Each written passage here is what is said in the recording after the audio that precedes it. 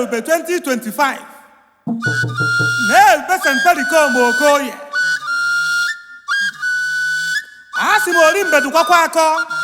n'ihi na mgbede akọ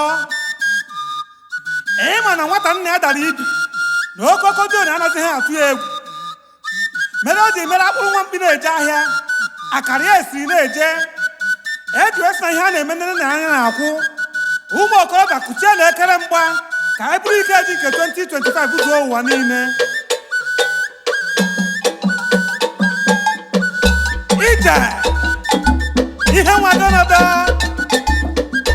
anyị ahụ etinye eji ha ọgwụ ịma nwata na-arụ aka n'ike na-arụ n'ọnụ anaghị ama mgbe o riri nsị ndị a unu nwe okwu a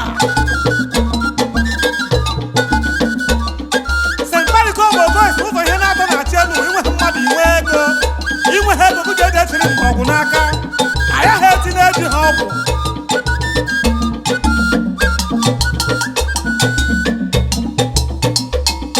ọwụwa mgbe ka eji ije ama ha akpụkọ ụzọ agụ ụba ji ije adụghị nkọ ndị eze ọgịnị isi na-eme ndị aka jọwa ọgịnị isi na-eme ndị na-achị anyị na ọgịnị isi na-eme ọdụ na mba na-abịa n'ụka ha ṅomihe ka mụkwa ajụ ajụjụ ike eji anyị ji karị mba ka nna ajụ ọgịnị isi na-eme ihe nwata mụta n'ọnụ nna ya ka ọ ga-akọrọ ụmụ ya udere sikwa ndị okenye amụcha n'aka enwe ndị ka na-akọrọ mazụ omenala n'okwudo ntọchi ka m kwe kwuo ototele ji emeghe omekọtara ji aha hụ n'ọkwa na ihe anyị ji biri n'onwe ihe na-ese okwu si buru oche si baa ụlọ ekwuo ya ka okwu adụ n'ụlọ hụọ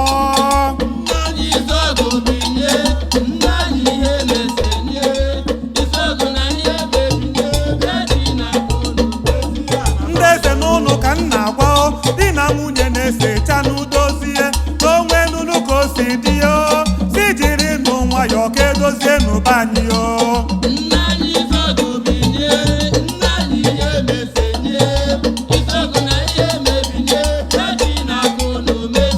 ndị aka ji ọfụnụ ka nna gwa izọgụ na ihe emekwa ofuo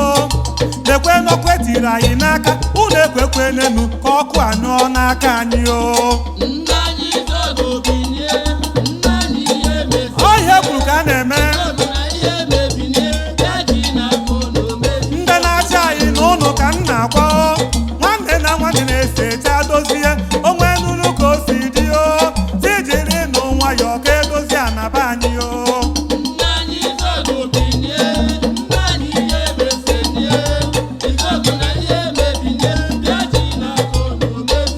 ọkwa ịma na ike eji na-erue ọkwa ịma mba niile na-ajụzi ole mgbe ka ọ ya wuwe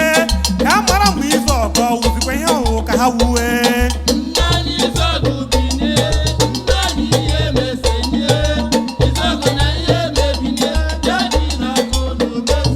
ọkwa ịma na ike eji na-erue ndị bi obodo oyibo na-ajụnụ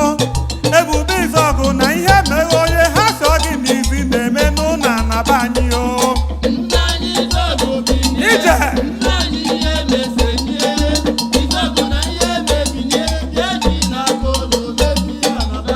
nwata kwọcha aka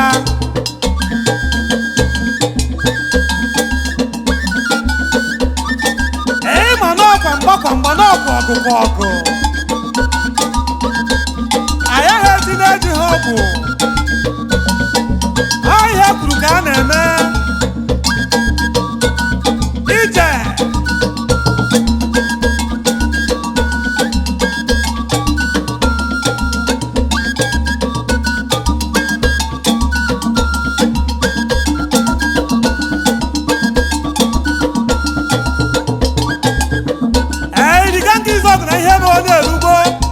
nwata kwọcha anya n'ụmụ ọjụ ike ka anyị ma ya ejezu nkwachi